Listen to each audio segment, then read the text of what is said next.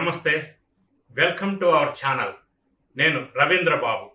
ఇటీవల కాలంలో 5 రాష్ట్రాల్లో జరిగినటువంటి అసెంబ్లీ ఎన్నికలలో అనూహ్యమైన ఫలితాలు మనం చవిచూశాం. మరీ ప్రధానంగా తమిళనాడు, కేరళ, వెస్ట్ బెంగాల్లో ఊహించని ఫలితాలు వచ్చాయి.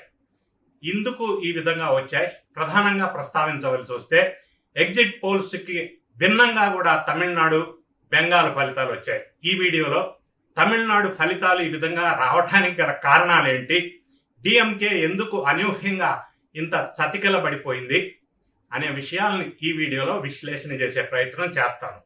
దీని మీద సోషల్ మీడియాలో జరుగుతున్న ట్రోలింగ్ ఏంటంటే, రోజా అక్కడ తమిళనాడులో ఎంటర్ అయి డిఎంకే స్టాలిన్ పార్టీ తరఫున ప్రచారం చేశారు. రోజాది ఐరన్ లెగ్ కాబట్టి ఈ విధంగా డిఎంకే తీవ్రమైన పరాజయాన్ని చవి చూడవలసి వచ్చింది అని ట్రోలింగ్ అవుతా ఉంది. రోజా ఎక్కడ అడుగు పెడితే అక్కడ అదే విధంగా ఫలితాలు ఉంటాయి అనేది ఒకటి వాస్తవం. దానికి కూడా ఎందుకో రీజన్స్ ఎక్స్ప్లెయిన్ చేస్తాను.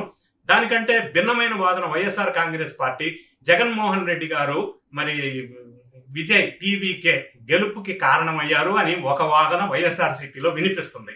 మరి అదే పార్టీకి చెందిన మాజీ మంత్రి రోజా డిఎంకేకి సంబంధించిన స్టాలిన్కి ప్రచారం చేసింది. ఈ విరుద్ధమైన ప్రచారం వైఎస్ఆర్సీపీలో కన్ఫ్యూజన్ ఎందుకు, ద్వంద్వ వైఖరి ఎందుకు? ఇక రోజా ఎంటర్ అయితే ఐరన్ లెగ్ లాగా పార్టీలు, మనుషులు పతనానికి వెళ్ళవలసిందేనా అనే దానికి కొన్ని ఎగ్జాంపుల్స్ సోషల్ మీడియాలో జరుగుతున్న చర్చ మీ ముందుంచే ప్రయత్నం చేస్తాను. రోజా మొదటిసారిగా స్టార్టింగ్ రాజకీయ నేపథ్యం చంద్రబాబు నాయుడు గారు తెలుగుదేశం పార్టీలో ప్రస్తావన ప్రారంభించారు. ఆమె తెలుగుదేశం పార్టీలో ఉన్నప్పుడే చంద్రబాబు నాయుడు గారి మీద బాంబు బ్లాస్ట్ జరిగింది. అయిపాయ. ఇక రెండో రీజన్ ఐరన్ లెగ్కి సంబంధించి, ఆ తర్వాత ఆమె కాంగ్రెస్ పార్టీలో జాయిన్ అవటం, కాంగ్రెస్ పార్టీలో అప్పట్లో వైఎస్ రాజశేఖర రెడ్డి గారు హెలికాప్టర్ ప్రమాదంలో దుర్మరణం పాలవటం మనం చూసాం. ఇది ఇంకొక సంఘటన, ఆమె ఎఫెక్ట్. మూడో ఇంకొక ఎగ్జాంపుల్ చూసినట్టయితే వైఎస్ఆర్ కాంగ్రెస్ పార్టీలో ఆమె ఎంట్రీ ఇచ్చారు. జగన్ రెడ్డి గారు 16 నెలలు జైలు జీవితం గడపవలసిన అనివార్య పరిస్థితులు ఏర్పడ్డాయి ఆమె లెగ్ ఎఫెక్ట్ వల్ల. తర్వాత 9 సంవత్సరాలు యథేచ్ఛగా తెలంగాణ రాష్ట్రాన్ని పరిపాలించినటువంటి కేసీఆర్ గారు ఒకసారి రోజా వాళ్ళ ఇంటికి వెళ్ళి భోజనం చేసి వచ్చిన నేపథ్యంలో బీఆర్ఎస్ లేదా టీఆర్ఎస్, కేసీఆర్ ఏ విధంగా రాజకీయంగా ఇబ్బందికరమైన పరిస్థితులు ఎదుర్కొన్నారు, వాళ్ళ కుటుంబంలో ఏ విధమైన చీలికలు వచ్చినాయి, మరి ఆ పార్టీకి పట్టిన అధోగతి ఏంటి మనం చూసాం. ఇది రోజా ఎఫెక్ట్ అంటే. తర్వాత రోజా గారు జగన్ రెడ్డి గారి పక్కన చేరి జగన్ అన్న వన్స్ మోర్ అని అన్నారు. ఆ దెబ్బతో జగన్మోహన్ రెడ్డి గారు 151 సీట్ల నుంచి 11 సీట్లకి పరిమితం అయిపోయి దారుణమైన ఘోర పరాజయాన్ని చవిచూసిన విషయం కూడా మనం చూసాం. ఇటీవల కాలంలో ఇదే మాజీ మంత్రి రోజారెడ్డి గారు తమిళనాడు ప్రవేశించి డిఎంకే తరపున, స్టాలిన్ పార్టీ తరపున తీవ్రంగా ఎలక్షన్లో క్యాన్వాసింగ్ చేశారు. దాని ప్రభావం ఇప్పటి వరకు ఎప్పుడూ ఇంత దారుణమైన పరాజయాన్ని చవిచూడనటువంటి డిఎంకే పార్టీ తమిళనాడులో భారీగా పతనమైంది, 59 సీట్లకు పరిమితమైంది. మరీ ముఖ్యంగా ఇప్పటి వరకు 1996 నుంచి ఇప్పటి వరకు ఓటమి ఎరుగని స్టాలిన్ ఘోరమైన ఓటమిని చవి చూడవలసిన దుస్థితి ఏర్పడింది. ఇవన్నీ రీజన్స్, ఇవన్నీ కారణాలు, ఇవన్నీ ఎగ్జాంపుల్స్ వల్ల రోజా ఎక్కడ లెగ్గు పెడితే అక్కడ సర్వనాశనం అనేది ఇప్పుడు సోషల్ మీడియాలో ట్రోలింగ్ అవుతా ఉంది. దాని ప్రభావమే తమిళనాడులో డిఎంకే ఓడిపోయింది, విజయ్ గెలిచాడు అని నేను అనజాలను. తమిళనాట అనూహ్యమైన విజయ్ ఫలితాలకు గల కారణాలు 11 minutes లో ఎక్స్ప్లెయిన్ చేసే ప్రయత్నం చేస్తాను. ఎందుకు ఈ విధంగా డిఎంకే పతనమైంది, విజయ్ టీవీకే ఎందుకు అనూహ్యమైన విజయాలను సాధించింది అన్న విషయాన్ని. విజయ్ నేతృత్వంలోని టీవీకే పార్టీ తమిళనాడులో ఎవరు ఎగ్జిట్ పోల్స్ లో కూడా 10 ఎగ్జిట్ పోల్స్ లో 1 ఎగ్జిట్ పోల్ మాత్రమే విజయ్ వైపు మొగ్గు చూపింది. మిగతా అన్ని ఎగ్జిట్ పోల్స్ డిఎంకే గెలుస్తుంది అని ఆశించారు. అయినప్పటికీ ఊహించని మార్పు వచ్చింది.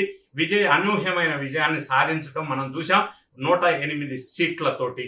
ఇక రెండో పాయింట్ మనం చూసినట్టయితే ప్రధానంగా కొత్తగా జాయిన్ అయిన ఓటర్స్, యూత్, కొత్త ఓటర్లు కానీ, యువత కానీ, మహిళలు కానీ, తటస్థ ఓటర్లు కానీ టీవీకే విజయ్ వైపు చూశారు. డిఎంకే ఓటు బ్యాంకుకి అది భారీ ఎత్తున గండి కొట్టడం జరిగింది. ఇక మూడో పాయింట్ మనం చూసినట్టయితే ఇంతకు ముందు ఎప్పుడు కూడా తమిళనాడులో ట్రయాంగిల్ పోటీ ఉండేది కాదు. ఏఐడిఎంకే లేదా అన్నా డిఎంకే. ఈ రెండు పార్టీల మధ్య ప్రధానమైన పోటీ ఉండేది. ఇదా లేదా అదే గెలుస్తూ ఉండే. కానీ ఇప్పుడు అనూహ్యంగా ఫస్ట్ టైం ట్రయాంగిల్ కాంటెస్ట్ రావడం, దానివల్ల విజయ్ అనే అతను డిఎంకే పార్టీకి సంబంధించిన ఓట్లని చీల్చి డిఎంకేకి నష్టం కలిగించడం, ఈ ట్రయాంగిల్ కాంటెస్ట్ లో విజయ్ అనూహ్యంగా భారీ ఎత్తున గెలుపొందడం అనేది జరిగింది. ఇక నెక్స్ట్ పాయింట్ మనం చూసినట్టయితే మూడో పాయింట్, దాదాపుగా 10 నుంచి 12% కొత్తగా నమోదైన ఓటర్లు కానీ, యువత కానీ, మహిళలు కానీ పాత తరం రాజకీయ పార్టీలైనటువంటి ద్రావిడ రాజకీయ పార్టీలకి వ్యతిరేకంగా మరి యువ నాయకత్వం వైపు ఆకర్షితులై విజయ్కి ఓటు వేయటం అనేది జరిగింది. ఇక ఫోర్త్ పాయింట్ మనం చూసినట్టయితే సహజ సిద్ధంగా ఉండేటువంటి యాంటీ ఇన్కంబెన్సీ ఫ్యాక్టర్, అంటే ప్రభుత్వ వ్యతిరేక ఓటు అనేది ఉంది అక్కడ. అది విజయ్ సక్సెస్ఫుల్ గా ఆయన వైపు లాగుకోవడంలో ప్రయత్నించారు. విజయ్ తమిళనాడు రాష్ట్రం మొత్తం భారీ ఎత్తున ప్రచారం చేయకపోయినప్పటికీ ఏదో కొంతవరకే ప్రచారం చేసినా కూడా అనూహ్యమైన గొప్ప విజయాన్ని సాధించాడు. ఇక ద్రావిడ మోడల్ 2.0 అన్న నినాదం క్షేత్రస్థాయిలో ప్రజల అంచనాలను అందుకోవడంలో విఫలమైంది డిఎంకే పార్టీ. ఇక నెక్స్ట్ ఫిఫ్త్ పాయింట్ మనం చూసినట్టయితే వారసత్వ రాజకీయాలు. డిఎంకే పార్టీ కానీ, ఏఐడిఎంకే పార్టీ కానీ ప్రధానంగా వారసత్వ రాజకీయాలు ఎక్కువ ఉన్నాయి. మరి ముఖ్యంగా డిఎంకే పార్టీలో స్టాలిన్ కొడుకు ఉదయనిధి స్టాలిన్ ఎన్నికలకి ముందు డిప్యూటీ చీఫ్ మినిస్టర్ పదవి ఇవ్వటం, ఆయన చేతుల్లోకి పార్టీ పగ్గాలు వెళ్ళటం అనేది పార్టీలో ఉన్నటువంటి సీనియర్ నేతలలో కానీ, ప్రజలలో కానీ ఒక కుటుంబ పార్టీ, కుటుంబ పెత్తనం అనేటువంటి అసంతృప్తి భారీగా ఎక్కువైపోవటం వల్ల డిఎంకే పతనానికి దారితీసిందని చెప్పవచ్చు. ఇక సిక్స్త్ పాయింట్ మనం చూసినట్టయితే మౌలిక వసతుల కల్పనలో ఫెయిల్యూర్, అంటే infrastructure, basic infrastructure facilities provide చేయడంలో డిఎంకే పార్టీ పరిపాలించిన కాలంలో విఫలమైందనేది ఒక వార్త వస్తా ఉంది. చెన్నైలో మరి ముఖ్యంగా చూసినట్టయితే మెట్రో రైల్ ప్రాజెక్టు విషయంలో ఆ పనులు నత్తనడకన నడవటం కానీ, రోడ్ల నిర్మాణం అస్తవ్యస్తంగా ఉండటం కానీ, ట్రాఫిక్ సమస్యలు భారీగా పెరిగిపోవటం కానీ, ఇటువంటివి కూడా ప్రధానంగా సిటీస్ లో, టౌన్స్ లో ఓటర్స్ పై ప్రభావం చూపింది అని చెప్పవచ్చు. ఇక 7వ పాయింట్ మనం చూసినట్టయితే హామీలు అమల్లో వైఫల్యం చెందారు డిఎంకే పార్టీ అని చెప్పవచ్చు. పాత పెన్షన్ ఓపీఎస్ ని పునరుద్ధరిస్తానని చెప్పి స్టాలిన్ ప్రామిస్ చేశారు, అది ఫెయిల్ అయ్యారు. అదే విధంగా విద్యార్థులకు రుణ మాఫీ చేస్తానని ప్రామిస్ చేశారు ఎలక్షన్ లో, అది ఫెయిల్ అవ్వటం వల్ల దానికి ప్రతిగా అనుకూలమైన ఫలితాలు రాక ప్రజల్లో వ్యతిరేకత వచ్చి, ప్రతికూల ఫలితాలు వచ్చి డిఎంకే పార్టీకి నష్టం జరిగింది. ఇంకొక 8వ పాయింట్ మనం చూసినట్టయితే స్టాలిన్ ఎన్నికల ఫలితాలు వాగ్దానాల్లో భాగంగా నీట్ పరీక్షని మినహాయింపు తీసుకొస్తామని హామీ ఇచ్చారు. మరి అది సాధ్యం కాలేదు, అది ఫుల్ఫిల్ చేసుకోలేకపోయారు.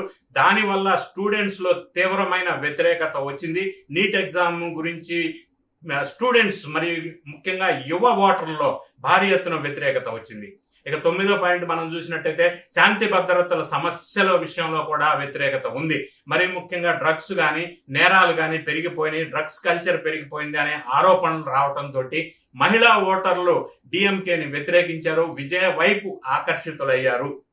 ఇక 10th పాయింట్ మనం చూసినట్టయితే ప్రచార వ్యూహాలు. డిఎంకే పార్టీ కానీ, అన్నా డిఎంకే పార్టీ కానీ పాత తరపు ప్రచార వ్యూహాలనే అనుసరించారు. కానీ సోషల్ మీడియా లాంటి కొత్త టెక్నికల్ గా ఎలక్షన్ క్యాంపెయినింగ్ జరగలేదు. విజయ్ ఆ పాయింట్ లో ముందున్నారు. అదే కాకుండా వివాదాస్పదమైన వ్యాఖ్యలు అనేది డిఎంకే పార్టీకి తీవ్రమైన నష్టాన్ని కలిగించినాయి.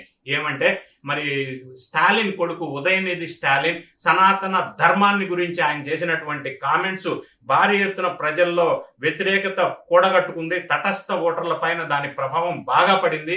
ఈ సనాతన ధర్మ కామెంట్స్ మీద ఉదయనిధి స్టాలిన్ వల్ల ఆయన మీద ఉన్న వ్యతిరేకత డిఎంకే పార్టీ మీద పడింది ప్రధానంగా ఈ సనాతన ధర్మ కామెంట్ మీద. ఇక 11వ పాయింట్ మనం చూసినట్టయితే అనునిత్యం డిఎంకే పార్టీ, స్టాలిన్ కేంద్రంలో ఉన్నటువంటి ప్రభుత్వంతో ఘర్షణ నేపథ్యం కంటిన్యూ చేస్తూనే ఉన్నారు.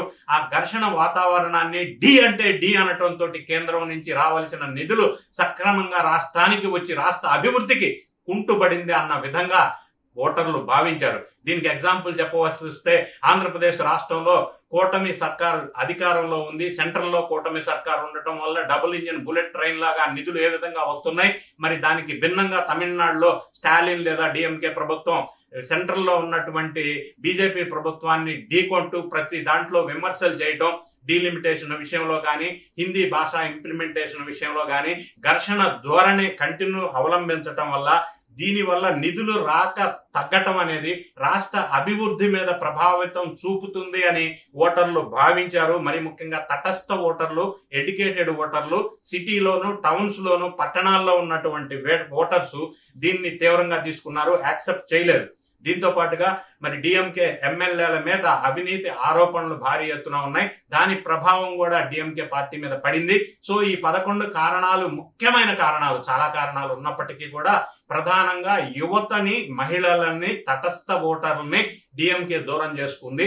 విజయ్ టీవీకే పార్టీ తద్వారా వాళ్ళని ఎక్కువ ఆకర్షించగలిగారు.